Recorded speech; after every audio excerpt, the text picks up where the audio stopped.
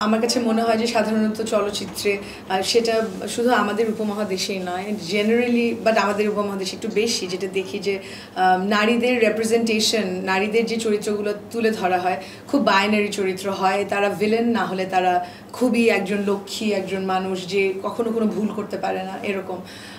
কিন্তু আসলে সত্যিকারে তো জীবনে আমরা এরকম না আমরা তো এই ভালো খারাপের মাঝে একটা অনেকগুলো লেয়ার্স আছে একদমই নন বাইনারি পুরো ব্যাপারটা সো ওই রকম ওই ওই ওই ওর ওই হাজারটা যে নারীর যে চিত্র ওই ওই মানুষগুলো তাদের নিজেদেরকে দেখতে পাবে হিরো হিসেবে এই সিনেমায় তো নিজেকে উদযাপন করতে কেন কেউ আসতে চাইবেন না যদি জানতে চাই যে দর্শকদের কাছে যে মেসেজটা দিয়ে তার বাড়ির নাম শাহানা দিয়ে সেই জায়গা থেকে অভিনেত্রী হিসেবে সেই মেসেজটা কিভাবে দিতে চান অভিনেত্রী হিসেবে তো আমি শুধু যেটা করতে পারি আমার যে চরিত্র ছিল সেটা একদম ওই চরিত্রটাকে যাপন করা to live that person's life literally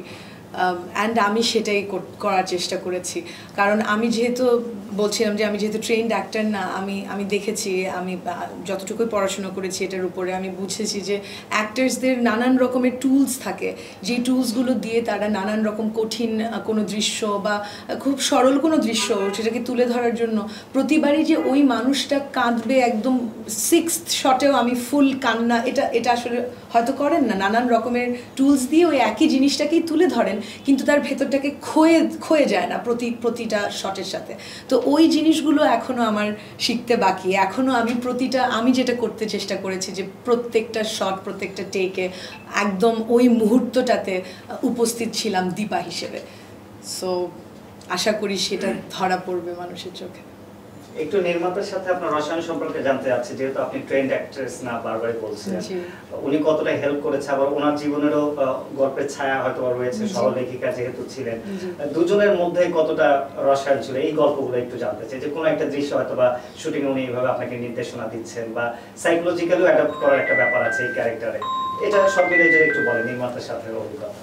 তো আমাদের এই পুরো প্রজেক্টটার আমার মনে হয় একদম গোড়াতে এবং একদম হার্টের মধ্যেই আছে আমাদের রসায়ন কারণ এই রসায়ন না থাকলে আমার মনে হয় না এই কোলাবোরেশনটা শুরু হতোই না আমি মনে হয় ওই জায়গাটায় আমরা ভাবতামও না বিকজ আমরা এত বছর ধরে একসাথে কাজ করেছি এবং কাজ করতে করতে অনেক মানুষ বন্ধুত্ব হয় তারপর হয়তো কাজ করে আমরা কাজ করতে করতে গভীর বন্ধুত্ব আমাদের মধ্যে এবং সেখান থেকেই আমার মনে হয় যে যেহেতু আমরা এই বন্ধুত্বের খাতিরে তারপরে একসাথে আমরা কাজ করেছি লিখেছি আমরা একই বাড়িতে থেকে টানা 1 মাস প্রথম আমাদের যে স্ক্রিপ্টের ড্রাফট ছিল সকাল থেকে রাত পর্যন্ত আমরা পাশাপাশি বসে প্রতিটা সিন যে লিখছি এই সিনের প্রথমে ধরেন কিছু ডায়লগ লিখলাম তারপরে আমরা সিনটা রিডিং পড়ে ও একটা ক্যারেক্টার পড়লো আমি একটা পড়ে মনে হলো না এই ক্যারেক্টারটা তো এভাবে কথা বলবে না এই ক্যারেক্টারটা মনে হয় এইটা বলতে পারে তো এই জিনিসগুলো আমাদের মধ্যে ওই খোলাখুলি কথা বলার এবং ওর কিছু আমার যদি মনে হচ্ছে না আলিসা তুমি এটা ভেবে বলছো কিন্তু আমার কিন্তু মনে হচ্ছে যে এটা তখন বলে না তো আমাদের ওই হেলথি ডিসকাশন হেলথি আর্গুমেন্ট ডিসএগ্রিমেন্টস সব হয়েছে তো ওইটার ভেতর দিয়ে like I was saying before আমি এত এবং প্রতিটা দৃশ্যই আমরা মানে রিহার্সাল করেছি ফর এ ইয়ার যেটার থ্রু দিয়ে ও আসলে এক্স্যাক্টলি কী চায় ও কীভাবে আমি